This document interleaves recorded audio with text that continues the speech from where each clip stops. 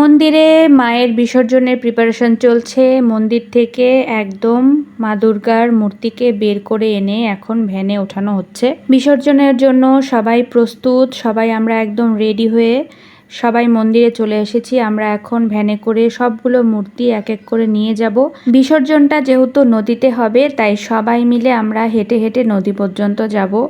নদীর দূরত্বটা খুব একটা বেশি নয়, তাই হেঁটেই যাওয়া যাবে। আশেপাশে সবাই আমরা মন্দিরে চলে এসেছি।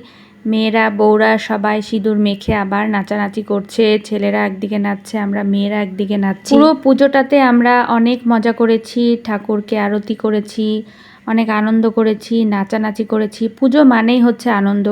বিসর্জন অবশ্যই অনেক বেশি কষ্টের। আমরা বিসর্জন দিয়ে আবার একটা বছর অপেক্ষা করি। যতক্ষণ পর্যন্ত মা আমাদের সাথে আছে ততক্ষণ পর্যন্ত আমরা মায়ের এই যাওয়ার শেষ মুহূর্তটুকুও আমরা আনন্দ করতে করতে মাকে কৈলাসে পাঠাই।